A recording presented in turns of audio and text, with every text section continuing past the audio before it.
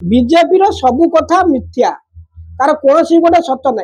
भुवनेश्वर बंचाओ अलिया गदा हटाओ एवं सैनिक स्कूल बंचाओ अलिया गदा हटाओ रुग्म आवाहक अच्छी। मोर कहबार कथा ये जो विधायक मानकर दरमा बढ़िला एटा एते 17 मासर सरकार भितर विगत दिन में जहाँ बढ़ीला तार 3 गुणा बढ़ीगला। यही राज्यर लोक मैंने अनाहार मरुंच दादन खटिबा जाऊँच। एटी बहुत लोकंकर समस्या रही है से समस्यार समाधान नक सरकार आगे निजर समस्या समाधान करदेला। विधायक मानकर दरमा आपण जदि देखिए अन्य राज्य विधायक मानकर दरमा माने वर्तमान दरमा हिसाब से विधायक दरमा हिसाब से आम ओडिशा राज्य 1 नंबर रहा सारा भारत में। किंतु अन्य जो राज्य सब पुंजीपति राज्य अच्छी धरा जमती पंजाब अच्छी भल शक्तिशाली राज्य बा पंजाब जो राज्य अच्छी से राज्य रे आमर आम आदमी पार्टी सरकार अच्छी सेठी विधायक मानक दरमा 1,10 1,20 भितर किंतु सी केबे भी दरमा बढ़ौ ना। कारण से आग जनता सेवा करेंगे जनता दुख बुझे। किंतु आम राज्य रे आग बीजेपी सरकार लोकंकर दुख दूर न करिकी से निज कथा विचार कला। निज कथा विचार कला कौन जे आग 17 मासर दरमा बढ़ेदेला 17 मास भितर आसवा भितर दरमा बढ़ेदेला। किंतु यही राज्य रे आमर विधानसभा सम्मुख रे बा आम जो राजरास्तार आज पाचिका माने हुंतु शिक्षा सहायक हुंतु बा अन्य वर्गर जेते स्वास्थ्य शिक्षा बिजुली पानी जेते वर्गर लोक माने जो आउटस्टैंडिंग रे अछंती सेमानकर दरमा बढ़ुनी। सेमाने आज को दीर्घ 15 वर्ष हला 12 वर्ष 15 वर्ष टंका 10,000 15,000 काम करुचंती किंतु तांको कथा भी सरकार विचार को नौ नहीं। ये जो सांबादिक भाई माने आज सेमाने अक्लांत परिश्रम रे जो कथा कि आज गणतंत्र चतुर्थ स्तंभ है कि सेमाने लोकंक पाखरे पहुंचवा कथा सेमाने पहुंचौचंती किंतु सेमानकर भी भत्ता बढ़ाऊ नहीं बा दरमा भी बढ़ाऊ नहीं। सेमानकु भत्ता दिया जाऊ एवं आमर जो कही आमे आसु आसु माने वार्धक्य भत्ता बढ़े देबू 3,000 को करदेबू से 3,000 रु 4,000 मोर सरकार पाखे अनुरोध सेमाने वार्धक्य भत्ता 3,000 रु 4,000 दियंतु एवं विधवा भत्ता वार्धक्य भत्ता एगुड़ा वृद्धि करंतु या मध्य मोर सरकार पाखे गुहारी। आपण विश्वास करते ओडिशा कोथरे ना 1 नंबर हो किंतु विधायक मान दरबार रे हां हां ओडिशा कोथरे आगुआ हो पछ न हो किंतु विधायक मानक दरमा रे आगुआ।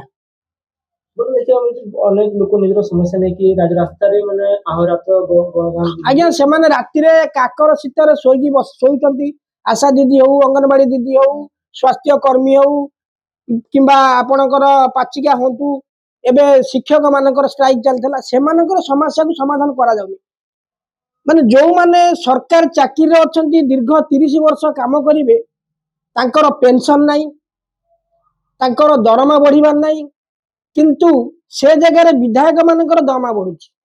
देखिए गले विधानसभा रे राज्य समस्या को लेके विधानसभा बसी थाए किंतु ओडिसा रे प्रथम तर एमिति हेछि जोटी कि विधायक मान समस्या को विधानसभा बसी आपण विश्वास करछथि। विश्वास करूची कारण ये विधायक माने आग निज जो बीजेपी सरकार आग ता निज पांठी देखिला जे मु आसु आसु केमती निजे आग सरकार को आसु आसु मो लोक मानकर बा दरमा बढ़ी जाऊ किंतु कोनोसी विधायक भी कंप्लेन कलेनी जे आज सबु दलर विधायक अछंती किंतु कोनोसी विधायक कंप्लेन करिवार कारण हैला कंप्लेन करिवार कारण न हैला से माने देखिले सेमाने को तो दरमा बढ़ी हमर किंतु जनसाधारण को केही भी चिंता करना।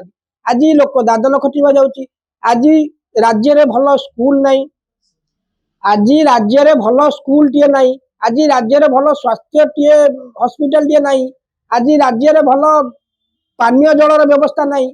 लोक माने बहु नई एमिति भी ए पर्यंत भी ओडिशा रे एते राज्य अच्छी माने सॉरी ओडिशा रे एते गाँ अच्छी जोठी की इलेक्ट्रिक माने लाइन रो सुविधा नहीं बिजुली रो सुविधा नहीं आउ से गाँव के भी रास्ता भी नहीं अनेक गाँ अच्छी से गाँव रास्ता नहीं बिजुली रो स्वप्न एठी सरकार निजर पांठी बा विधायक मानकर दरमा बढ़ाउछ से आग चिंता करिवार थिला जे मु ओडिशा रे जो समस्या सब रही लोक मानकर बा जनसाधारणकर से समस्या आग दूर करी तापर मो दरमा बढ़ा जाऊ। ए दरमा बढ़ेवाटा एते जस्टिफाई नथिला କାଲି ବାବୁ ସିଂ ଗୋଟେ କଥା କହିଛନ୍ତି ଯୋଉ ବିଧାୟକ ମାନଙ୍କର ଅଧିକ ଟଙ୍କା ଅଛି ସେ ତାଙ୍କ ଦରମା ଗରିବ ଲୋକଙ୍କୁ ବାଣ୍ଟି ଦିଅନ୍ତି ବୋଲି ସେ ମାନେ ସୁଯୋଗ ଦେଇଛନ୍ତି। ଆଉ ଗୋଟେ କଥା କହିଛନ୍ତି ମୋ ଦରମା ପ୍ରତି ମାସ 5-6 ତାରିଖରେ ଗରିବ ଲୋକଙ୍କୁ ଜଣକୁ ବାଣ୍ଟି ଦେବି ବୋଲି ସେ କହିଛନ୍ତି। ସେ କହିଛନ୍ତି ସେ ଆଗ ଦେଇକି ପ୍ରମାଣ କରନ୍ତୁ। ବାବୁ ସିଂ ଆଗ ତାଙ୍କ ଦରମା ଲୋକଙ୍କୁ ଦେଇକି ପ୍ରମାଣ କରନ୍ତୁ, ତାପରେ ଆମେ ଜାଣିବା ଯେ ସେ ସତ କଥା କହିଲେ କି ମିଛ କଥା କହିଲେ। ବିଜେପି ତ ଆଜି ପର୍ଯ୍ୟନ୍ତ ମିଛ କହି କହି ଆସୁଛି। ଯେତେବେଳେ ବିଜେପି ସରକାରକୁ ଆସିଲା, ସରକାର ହବାର 13-14 ବର୍ଷ ହେଇଗଲା ମୋଦି ସରକାର, ସେତେବେଳେ କହିଲା 2 କୋଟି ଲୋକଙ୍କୁ ମୁଁ ଚାକିରି ଦେବି।